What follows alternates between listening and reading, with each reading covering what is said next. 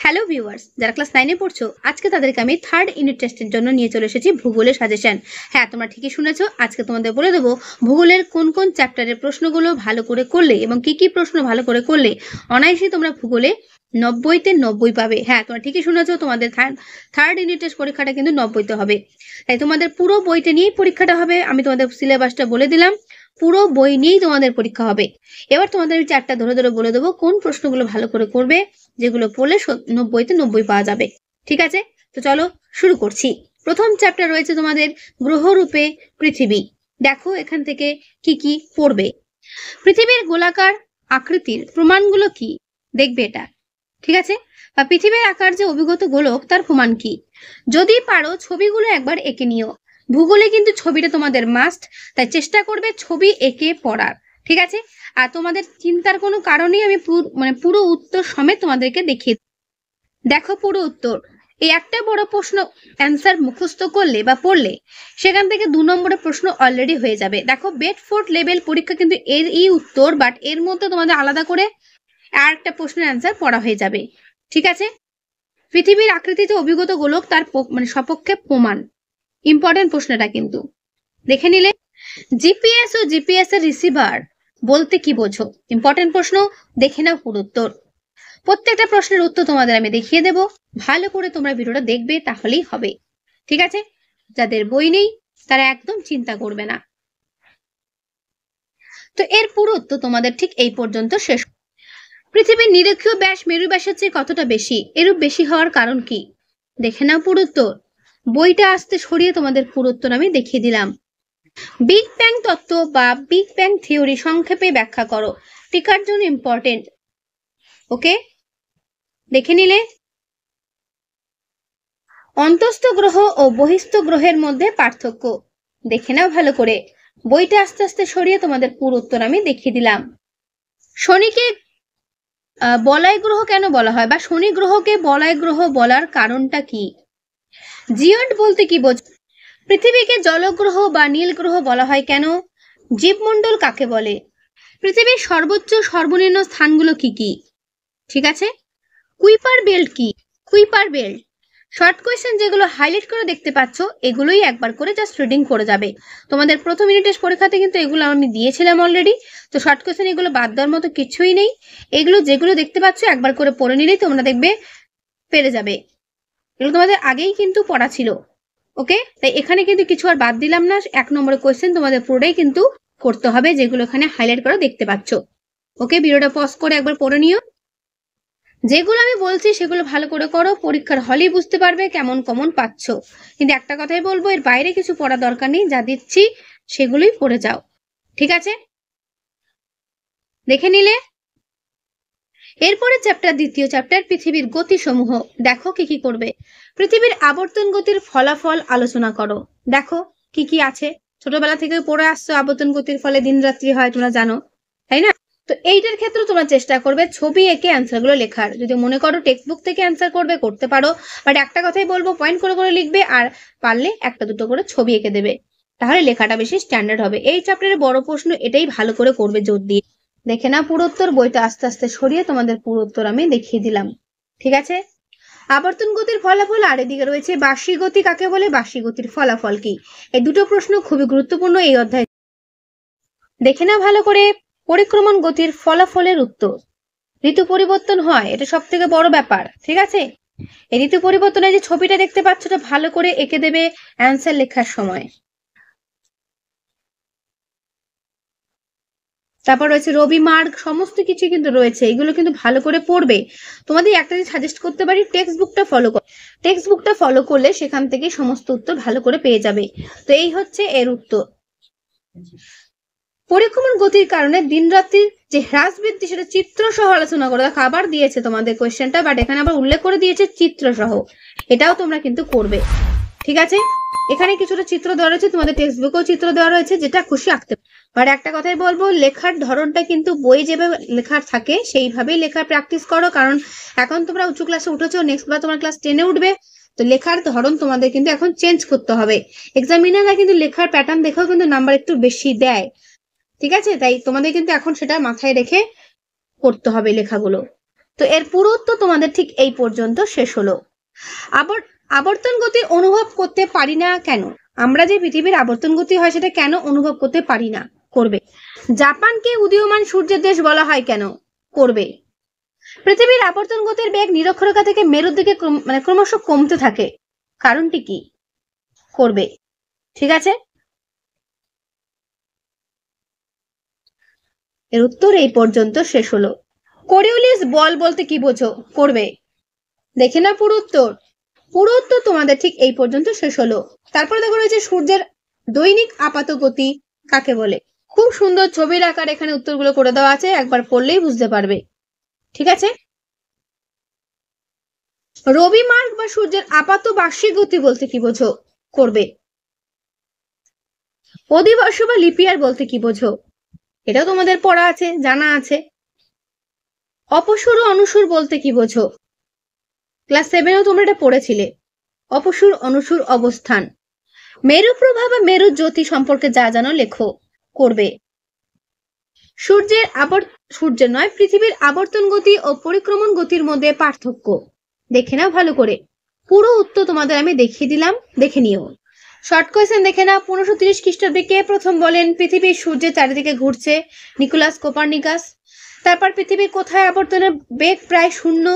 উত্তর রয়েছে উত্তর ও দক্ষিণ মেরুতে। তো প্রত্যেকটা প্রশ্ন যেগুলো এখানে হাইলাইট করে দেখতে পাচ্ছ সেইগুলো ভালো করে করবে। আমি তোমাদের উত্তর সমেত দেখিয়ে দিচ্ছি, যে কটা শুধু হাইলাইট করা সে কটা দেখলেই হবে।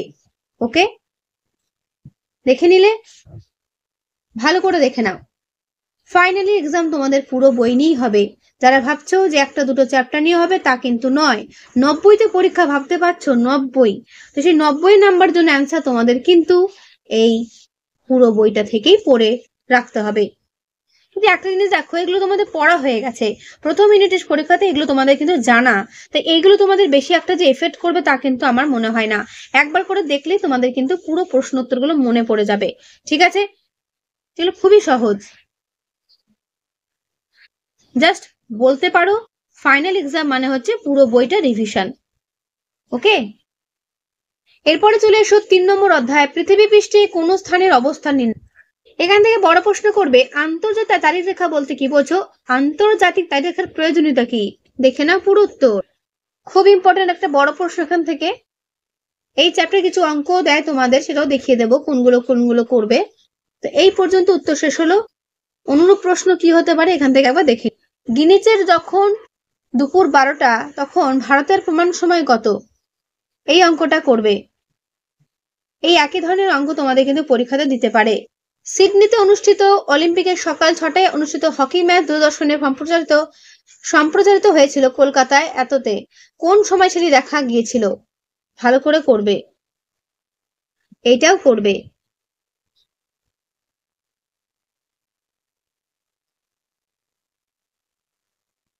দেখে নিলে। চেন্নাইতে যখন সকাল 6:32, নিউ ইয়র্কে তখন পূর্বরাত্রি 8:15। চেন্নাইয়ের দ্রাঘিমা এত ডিগ্রি এত মিনিট পূর্ব। তো নিউ ইয়র্কের দ্রাঘিমা কত? আমি এত এত বলে বলছি, তোমরা সংখ্যাটা জাস্ট দেখে নিও। ঠিক আছে, দেখে নিলে। এটাও করবে। এর পুরো অ্যান্সার সমেত তোমাদের কিন্তু আমি দেখিয়ে দিলাম। এই ধরনের অঙ্কগুলো একবার জাস্ট দেখে যাবে কি প্রসেসে অ্যান্সার গুলো করছে। ঠিক আছে, ওকে। মূল মধ্যরেখা কাকে বলে? মূল মধ্যরেখার গুরুত্ব লেখো, ইম্পর্টেন্ট রয়েছে, করবে। ভারতের প্রমাণ সময় বা ইন্ডিয়ান স্ট্যান্ডার্ড টাইম বলতে আইএসটি বলতে কি বোঝো? করবে। প্রতিপাদ স্থান বলতে কি বোঝো? আর এই স্থানের বৈশিষ্ট্য কি? দেখে নাও ভালো করে।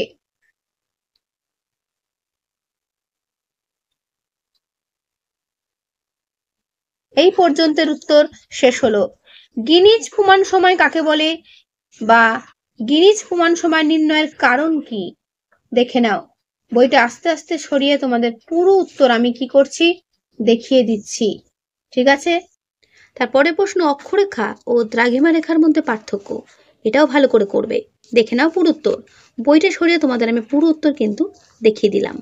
ঠিক আছে, ভালো করে দেখে নাও। অক্ষরেখা দ্রাঘিমা রেখার পার্থক্য। প্রমাণ সময় ও স্থানীয় সময়ের মধ্যে পার্থক্য দেখে নাও। এই অধ্যায় থেকে পার্থক্য তোমাদের কিন্তু দুটো হলেও থাকবে। মূল মধ্যরেখা ও নিরক্ষরেখার মধ্যে পার্থক্য দেখে নাও। বইটা সরিয়ে তোমাদের পুরোটা আমি দেখিয়ে দিলাম। শর্ট কোয়েশ্চেন যেগুলো হাইলাইট করা দেখতে পাচ্ছ, এই হাইলাইট করা শর্ট কোয়েশ্চেনগুলো করবে। ঠিক আছে, দেখে নাও ভালো করে। যে কটা প্রশ্ন হাইলাইট করে দেখতে পাচ্ছ সেইগুলোই করবে। প্রত্যেকটার উত্তর দাগানো রয়েছে অলরেডি, সেগুলো দেখে নেবে। ঠিক আছে, দেখে নাও ভালো করে। প্রত্যেকটা প্রশ্নের উত্তর তোমাদেরকে দেখানো হবে, তাই চিন্তা কেউ করো না। যেগুলো হাইলাইট করে দেখতে পাচ্ছ প্রত্যেকটা প্রশ্ন খুবই গুরুত্বপূর্ণ, এগুলো ভালো করে দেখবে, তাহলেই হবে। ঠিক আছে, এর বাইরে কোনো প্রশ্ন তোমাদের পড়ার দরকার নেই। আইএসটির পুরো নামটা ভালো করে দেখে নেবে, ইন্ডিয়ান স্ট্যান্ডার্ড টাইপ। এরপরে দেখে নাও ভূগাঠনিক প্রক্রিয়া, চতুর্থ অধ্যায়, পৃথিবীর বিভিন্ন ভূমিরূপ। পাত সংস্থান তত্ত্বের ভিত্তিতে ভঙ্গিল পর্বতের উৎপত্তি আলোচনা করো। ভেরি ভেরি ইম্পর্টেন্ট প্রশ্ন, দেখে নাও পুরো উত্তর। বইটা আস্তে আস্তে সরিয়ে তোমাদের পুরো উত্তর আমি দেখিয়ে দিলাম। যদি সম্ভব হয় ছবি আঁকা রাখতে পারো, আর না হলে শুধু অ্যান্সারগুলো লিখে দিও পয়েন্ট করে করে। ঠিক আছে, মহীখাত তত্ত্বের ভিত্তিতে ভঙ্গিল পর্বতের উৎপত্তি, ইম্পর্টেন্ট প্রশ্ন, দেখে নাও ভালো করে। দেখে নাও পুরো উত্তর। বইটা আস্তে সরিয়ে তোমাদের পুরো উত্তর দেখিয়ে দিই। চিত্রসহ স্তূপ পর্বতের উৎপত্তি ব্যাখ্যা করো, এটা ভালো করে করবে। ঠিক আছে, উত্তরটা ভালো করে দেখে নিলে বইটা পুরো সরিয়ে তোমাদের পুরো উত্তর আমি কি করলাম দেখিয়ে দিলাম। ঠিক আছে, মানব জীবনের সমভূমির প্রভাব আলোচনা করো। ভেরি ভেরি ইম্পর্টেন্ট প্রশ্ন, পুরো উত্তর আমি বইটা সরিয়ে তোমাদের কিন্তু দেখিয়ে দিলাম। দেখে নাও ভালো করে, যেরকম পয়েন্ট করে করে লেখা আছে সেরকম পয়েন্ট করে করে লিখবি। মহিভাবক আলোড়ন ও গিরিজনী আলোড়নের মধ্যে পার্থক্য, দেখে নাও ভালো করে। প্লাবন সমভূমি ও বদ্বীপ সমভূমির মধ্যে পার্থক্য দেখে নাও। দেখে নিলে পেডিমেন্ট ও বাজাদা, এদের মধ্যে পার্থক্য। 2 নম্বর জন্য করবে জিওসিনক্লাইন বা মহীখাত কি, গ্রস্ত উপত্যকা কি, ক্যালডেরা কি, মোনাডানক কি, বিদার অগ্নুৎপাত কি বা কাকে বলে, ইনসেলবার্স কি। ঠিক আছে, শর্ট কোয়েশ্চেন যেগুলো দেখতে পাচ্ছ হাইলাইট করা প্লাস দাগানো, প্রত্যেকটা শর্ট কোয়েশ্চেন করবে, এগুলো একটাও বাদ দেবেন। যারা আমার চ্যানেল নতুন আছো তাদের বলবো যেগুলো আমি দিচ্ছি সেগুলো ভালো করে করে যাও, আর যারা পুরনো তাদের তো এগুলো আগে থেকে দেওয়া ছিল অলরেডি, আরেকবার তবুও তোমাদের আমি দেখিয়ে দিলাম। যেহেতু এটা ফাইনাল সাজেশন ভূগোলের জন্য হচ্ছে, সেখানে সবকিছু তোমাদের আমি দেখিয়ে দিচ্ছি এবং বলে দিচ্ছি, এগুলো ভালো করে কিন্তু করো। ঠিক আছে, প্রত্যেকটার উত্তর ডান দিকে দেওয়া রয়েছে, একবার জাস্ট ভিডিওটা পজ করে উত্তরগুলো একবার দেখে নিও। কেমন, খুব ভালো করে করবে এই শর্ট কোয়েশ্চেন গুলো। 90তে 90 পেতে গেলে যা যা আমি বলছি ভালো করে কিন্তু এগুলো করতে হবে। যদি মনে করি এগুলো স্কিপ করবে তাহলে কিন্তু সম্ভবই না 90তে 90 পাওয়া। ঠিক আছে, এরপরের চ্যাপ্টার আবহবিকার থেকে শর্ট কোয়েশ্চেন গুলো ভালো করে দেখে নাও। প্রথমেই যেগুলো এখানে দাগানো দেখতে পাচ্ছ সেই শর্ট কোয়েশ্চেন গুলোই করবে। ঠিক আছে, বাদ বাকিগুলো না করলেও চলবে। প্রত্যেকটার উত্তর এখানে দেওয়া রয়েছে, দেখে নাও। দেখে নাও ভালো করে পুরো উত্তর। শর্ট কোয়েশ্চেন যেগুলো দেখছো সেগুলো প্রত্যেকটা ভালো করে করবে। যেগুলো দাগানো প্লাস হাইলাইট করা শুধুমাত্র সেগুলোই পড়তে বলছি, বইটা পুরোনো বলে দাগানো, তো যেগুলো দাগানো সেগুলোই করবে। এই চ্যাপ্টার থেকে শর্ট কোয়েশ্চেন গুলো প্রত্যেকটা ভালো করে করবে। আবহবিকাতে তোমার শর্ট কোয়েশ্চেন কিন্তু অনেকগুলোই থাকবে প্রায়। ঠিক আছে, দেখে নাও ভালো করে, বইটা সরিয়ে তোমাদের পুরোটা আমি দেখিয়ে দিচ্ছি। যেগুলো হাইলাইট করা সেগুলো ভালো করে করবে। ওকে, দেখে নাও ভালো করে প্রত্যেকটা প্রশ্ন যেগুলো এখানে দাগানো খুব ভালো করে এগুলো করবে। দেখে নাও কলয়েড শব্দের অর্থ কি, আঠা। দেখে নিলে ভালো করে পুরো উত্তরগুলো কোয়েশ্চেন সমেত অ্যান্সার পুরোটা তোমাদের দেখানো হলো। ঠিক আছে, আবহবিকার ও ঘনীভবনের মধ্যে পার্থক্য করবে। দেখে না ভালো, যান্ত্রিক আবহবিকার কি এবং রাসায়নিক আবহবিকারের মধ্যে পার্থক্য, এটাও করবে। ঠিক আছে, যান্ত্রিক আবহবিকার, রাসায়নিক আবহবিকার কাকে বলে সংজ্ঞাটাও পরীক্ষাতে আসে, তাই সংজ্ঞাটাও করে নেবে ভালো করে। ঠিক আছে, আবহবিকারের ফলে সৃষ্ট ভূমিরূপগুলোর বর্ণনা, ভেরি ভেরি ইম্পর্টেন্ট প্রশ্ন। দেখে না ভালো করে পুরো উত্তর, বইটা সরিয়ে তোমাদের পুরো উত্তর আমি দেখিয়ে দিলাম। দেখে নিলে ভালো করে দেখে নাও। এই পর্যন্তের উত্তর শেষ। যান্ত্রিক আবহবিকারের প্রক্রিয়াগুলো সংক্ষেপে আলোচনা করো। ইম্পর্টেন্ট প্রশ্ন, বড় প্রশ্নের ক্ষেত্রে কিন্তু খুবই গুরুত্বপূর্ণ রয়েছে, এটা করবে। ঠিক আছে, তো এর পুরো উত্তরটা দেখে নাও। বইটা সরিয়ে তোমাদের পুরো উত্তর আমি দেখিয়ে দিচ্ছি। ঠিক আছে, যতটা পারবে একবার পড়ে নিয়ে নিজেদের মতো করে উত্তরটা লিখবে। ঠিক আছে, এটা অনেকটা বড় প্রশ্ন, চেষ্টা করবে টেক্সট বুক থেকে এর আনসারটা করার। এখানে সম্ভব হচ্ছে না পুরো দেখানো, অনেকটা বড় যেহেতু, বাট তোমাদের সাজেস্ট করবো তোমরা টেক্সট বুক থেকে আনসারটা করে নিও বড় প্রশ্নের ক্ষেত্রে। ঠিক আছে, রাসায়নিক আবহবিকার কাকে বলে, এরও 4 প্রকার রাসায়নিক আবহবিকারের বর্ণনা। তো এটাও তোমরা চেষ্টা করবে বড় প্রশ্নটা তোমাদের বই থেকে অ্যান্সারটা করার, ঠিক আছে। এর পরের চ্যাপ্টার আবহবিকার। দেখো আবহবিকাতে কি কি করবে। প্রথমে বড় প্রশ্ন করবে যান্ত্রিক আবহবিকারের প্রক্রিয়াগুলো সংক্ষেপে আলোচনা করো। চেষ্টা করবে এর উত্তরটা তোমাদের টেক্সট বুক থেকে করে নেওয়ার, ঠিক আছে। রাসায়নিক আবহবিকার কাকে বলে, প্রধান 4 প্রকার আবহবিকার বর্ণনা করো। এটাও টেক্সট বুক থেকে করবে। অনেক বড় উত্তর, বড় প্রশ্নের জন্য বলছি চেষ্টা করবে বুক থেকে করা, টেক্সট বুক থেকে। এরপরে একটা ইম্পর্টেন্ট প্রশ্ন, আবহবিকারের ফলে সৃষ্ট ভূমিরূপগুলোর বর্ণনা দাও। ভেরি ভেরি ইম্পর্টেন্ট প্রশ্ন। যেভাবে পয়েন্ট করে করে লেখা আছে চেষ্টা করবে সেইভাবেই নামগুলো লিখে লিখে এইভাবে গুছিয়ে লেখার। আবহবিকার কাকে বলে সংজ্ঞাটাও পরীক্ষাতে দেয়। আবহবিকার ও ক্ষয়ভবনের মধ্যে পার্থক্য করবে, ঠিক আছে, দেখে নিলে। তারপরে করবে যান্ত্রিক আবহবিকার ও রাসায়নিক আবহবিকারের মধ্যে পার্থক্য। বইটা সরিয়ে তোমাদের পুরো দেখিয়ে দিলাম, করবে, ঠিক আছে। দেখে নিলে পুরো উত্তরটা। যে শর্ট কোয়েশ্চেন গুলো যেগুলো দেখতে পাচ্ছ দাগানো রয়েছে সেগুলোই করবে, ঠিক আছে। আবহবিকাতে কিন্তু অনেকগুলো কোয়েশ্চেন আসার সম্ভাবনা রয়েছে, তাই যেগুলো দাগানো দেখতে পাচ্ছ দাগানো গুলো ভালো করে করবে। বইটা আস্তে আস্তে তোমাদের পুরোটা আমি দেখিয়ে দিলাম, ওকে। এই প্রশ্নগুলো তোমাদের আগেও দেওয়া ছিল, তাও আরেকবার তোমাদের আমি দেখিয়ে দিলাম যাতে এগুলো ভালো করে করতে পারো। বাট এগুলো কিন্তু একটু স্কিপ করো না, যেগুলো দেখানো দাগানো রয়েছে এগুলো ভালো করে কিন্তু করো, এখানে কিন্তু পরীক্ষাতে কমন পাবে। দেখে নিলে পুরো উত্তরটা। প্রত্যেকটা প্রশ্ন আমি আর পড়ছি না, জাস্ট তোমাদের একবার করে দেখিয়ে দিচ্ছি। এগুলো কিন্তু ভালো করে করবে। আবহবিকার চ্যাপ্টারটা ভালো করে পড়বে, বিশেষ করে বড় প্রশ্ন যে 3টে তোমাদের দেওয়া হলো সেগুলো ভালো করে করবে, কমন পেয়ে যাবে। 90তে পরীক্ষা, কিন্তু আবারও বলছি কেউ কিন্তু এগুলো স্কিপ করে পড়ো না, তাহলে কিন্তু সম্ভব না 90তে 90 পাবে, ঠিক আছে। তো যেগুলো তোমাদের আমি দেখাচ্ছি সেই প্রশ্ন কটা সব কটা অন্তত একবার করে পড়ে যেও। যারা নতুন তারাও, যারা পুরনো তারাও। নতুন পুরনো দুজনকেই বলছি।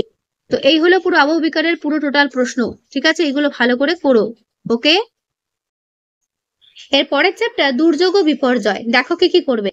বন্যা কি, বন্যা সৃষ্টির কারণগুলো আলোচনা করো। বড় প্রশ্নের জন্য এখান থেকে ইম্পর্টেন্ট রয়েছে, ঠিক আছে, দেখে নিলে। তারপরে প্রশ্ন খরা কি, খরা সৃষ্টির কারণগুলো লেখো, দেখে নাও ভালো করে। ভূমিকম্প কাকে বলে, ভূমিকম্পের কারণগুলো কি কি, কি কি কারণে ভূমিকম্প হয় দেখে নাও, ভালো করে দেখে নাও। হিমালয়ের পার্বত্য অঞ্চল অত্যাধিক ভূমিকম্প প্রবণ কেন, এরও তো তোমাদের এই পর্যন্ত শেষ হলো। সুনামি কি, সুনামি সৃষ্টির কারণগুলো কি কি, কি কি কারণে সুনামি হয় দেখে নাও ভালো করে। তাই পুরো উত্তর এই পর্যন্ত শেষ। দাবানল কি, দাবানল সৃষ্টির কারণগুলো কি কি দেখে নাও। বইটা আস্তে আস্তে ছড়িয়ে তোমাদের পুরো উত্তর আমি দেখিয়ে দিলাম, ঠিক আছে। বিপর্যয় ব্যবস্থাপনা বলতে কি বোঝো দেখে নাও ভালো করে। দুর্যোগ ও বিপর্যয়ের মধ্যে পার্থক্য করবে, ঠিক আছে। দুর্যোগ ও বিপর্যয়ের মধ্যে পার্থক্যটা কি ভালো করে করবে এই অধ্যায় থেকে, ঠিক আছে। শর্ট কোয়েশ্চেন গুলো দেখে নাও কি কি করবে। এগুলো আমি আর পড়ছি না, তোমরা জাস্ট একবার দেখে নাও। বইটা পুরনো বলে একটু দাগানো রয়েছে, কিছু মনে করো না তার জন্য। শুধুমাত্র প্রশ্ন তোমাদের দেখার কাজ, প্রশ্নগুলোই ভালো করে দেখে যাও, ঠিক আছে। প্রত্যেকটার উত্তর ডান দিকে দেওয়া রয়েছে, একবার করে জাস্ট উত্তর সমেত করে নিও। এই দুর্যোগ ও বিপর্যয় অধ্যায় পর্যন্ত প্রথম থেকে আমরা যে কটা চ্যাপ্টার করলাম এই পর্যন্তই তোমাদের এখান থেকে প্রশ্ন 50 নম্বর থাকবে, বুঝতেই পারছো। প্রথম অধ্যায় থেকে দুর্যোগ ও বিপর্যয় অধ্যায় পর্যন্ত যে কটা চ্যাপ্টার তোমরা দেখলে 50 নম্বর 90-এর মধ্যে এখান থেকেই থাকবে। বুঝতে পারছো তো কতটা ইম্পর্টেন্ট এই চ্যাপ্টার গুলো।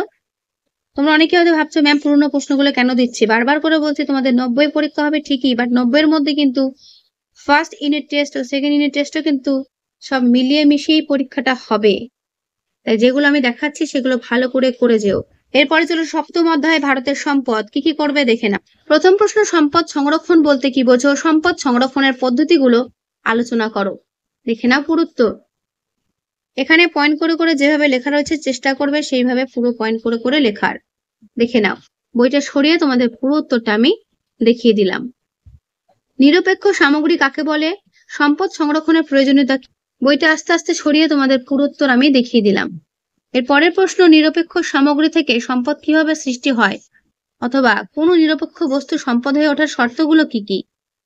এর উত্তর যদি তোমরা মনে করো অন্য কোন রাইটারের বুক থেকে করবে করতে পারো। সম্পদের পুনরাবর্তন কাকে বলে, করবে। শর্ট কোয়েশ্চেন কি কি করবে এই অধ্যায় থেকে ভালো করে দেখবে, যেগুলো হাইলাইট করা সেগুলোই। ঠিক আছে,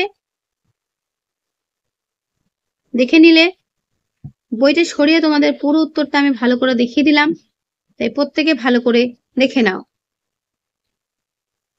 ভালো করে।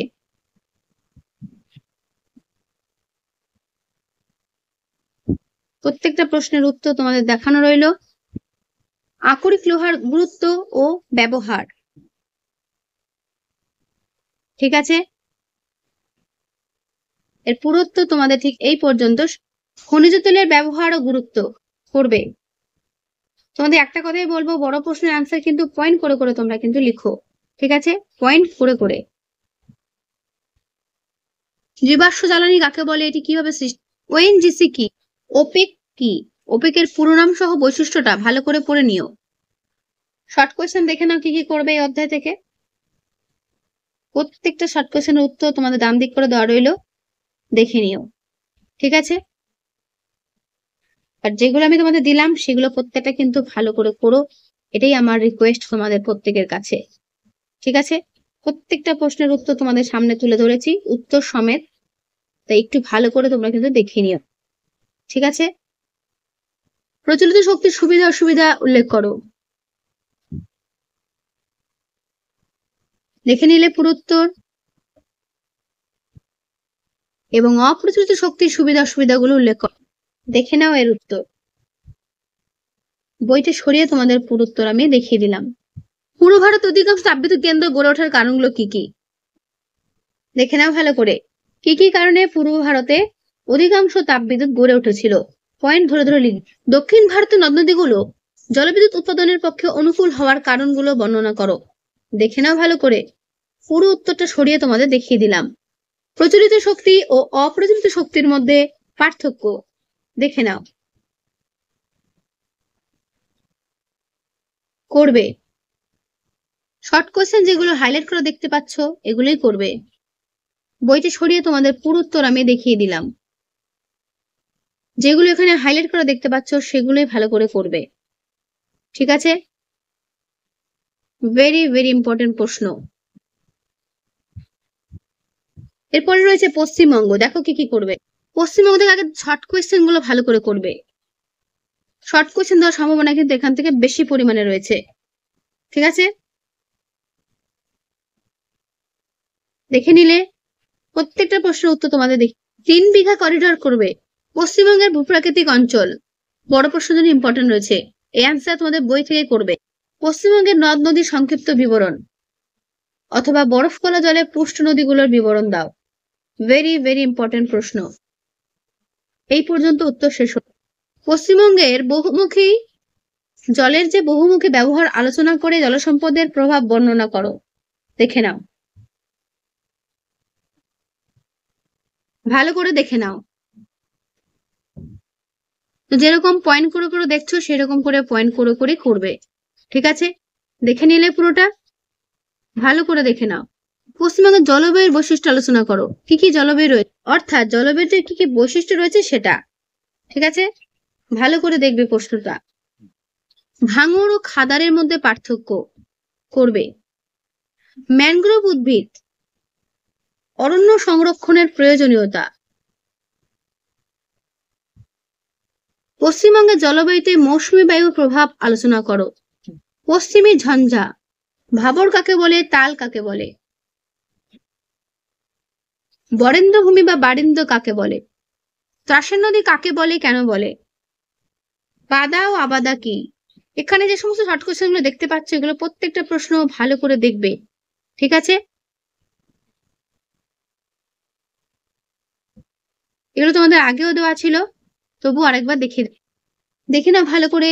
যেগুলো হাইলাইট দেওয়া সেই শর্ট কোয়েশ্চেন গুলো ভালো করে দেখবে, ওকে। শর্ট কোয়েশ্চেন গুলো একটাও কিন্তু বাদ দিও না। আবারও বলছি, 1 নম্বরের শর্ট কোয়েশ্চেন গুলো পশ্চিমবঙ্গ থেকে কিন্তু খুবই গুরুত্বপূর্ণ, তাই এগুলো ভালো করে করবে।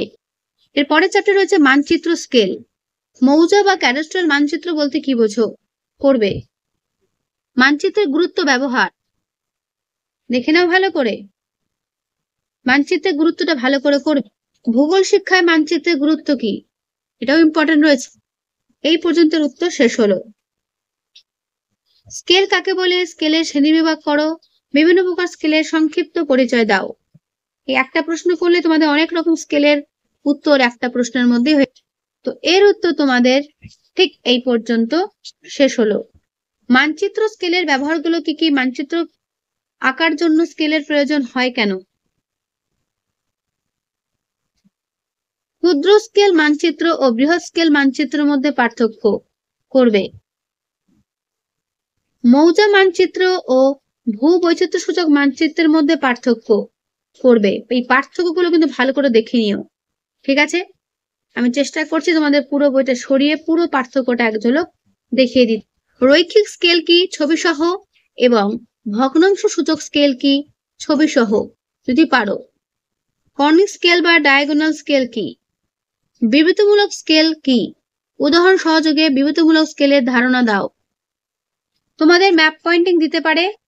সো ফাইনালে ম্যাপ পয়েন্টিং এর জন্য যেগুলো আমি এখানে হাইলাইট করেছি পশ্চিমবঙ্গের, এগুলো কিন্তু ভালো করে করবে, যে নামগুলো তোমাদের হাইলাইট করা দেখতে পাচ্ছ, ঠিক আছে? এটা কিন্তু খুবই গুরুত্বপূর্ণ। 10 নম্বরের ম্যাপ তোমাদের থাকবে, তাহলে বুঝতেই পারলে যে 50 নম্বর তোমাদের 50-90 বলছি, মানে 50 নম্বর তো দুর্যোগ বিপর্যয় চ্যাপ্টার পর্যন্ত হলো, তার বাকি চ্যাপ্টার গুলোর মধ্যে বাকি থাকবে তোমাদের 40, তার মধ্যে 10 হয়ে গেল মানচিত্র, ঠিক আছে?